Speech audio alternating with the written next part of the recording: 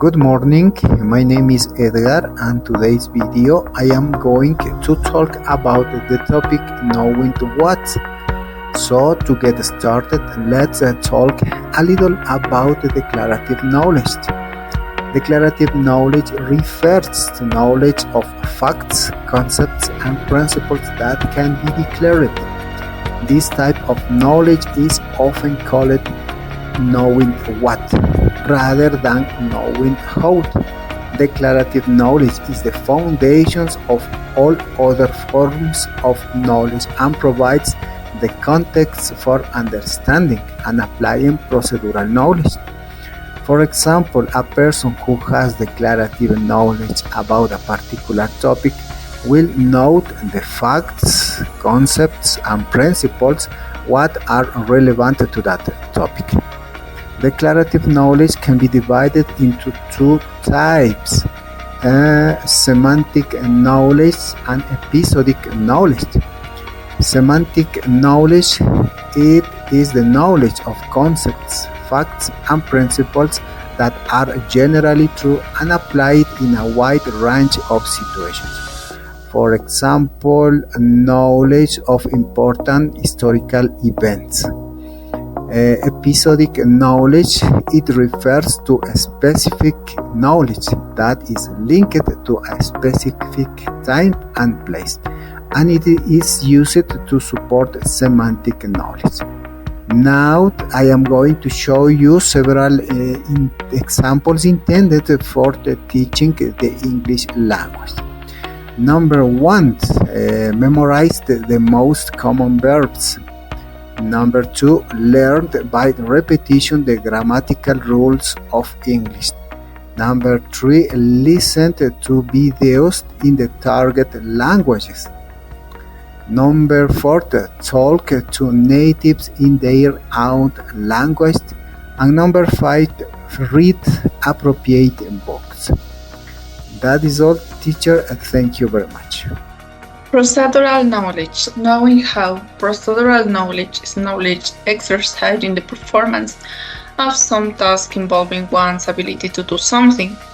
In the classroom, procedural knowledge is part of the learner's prior knowledge in the context of formal education. Procedural knowledge is what is learned about learning strategies.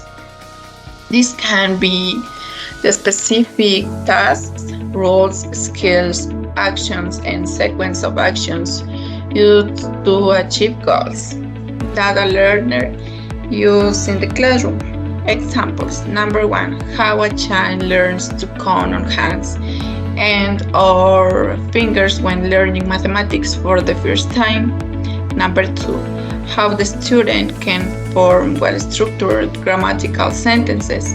Number 3, how the learner can write an essay.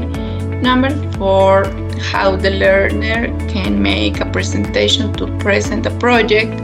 Finally, number 5, what child can draw. Implications for teaching the language.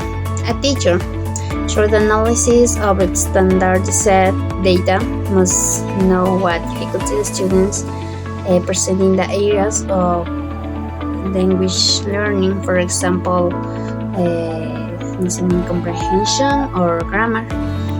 Knowing how to identify areas in which students are struggling allows them to focus on these problems areas when planning their instructions. Example, oral comprehension. If the data consistently shows that students perform poorly or on listening comprehension tests, the teacher can implement specific strategies in the classroom. This could include more frequent listening activities, using authentic recordings, practicing dialogues and debates, or listening comprehension exercise with different accents.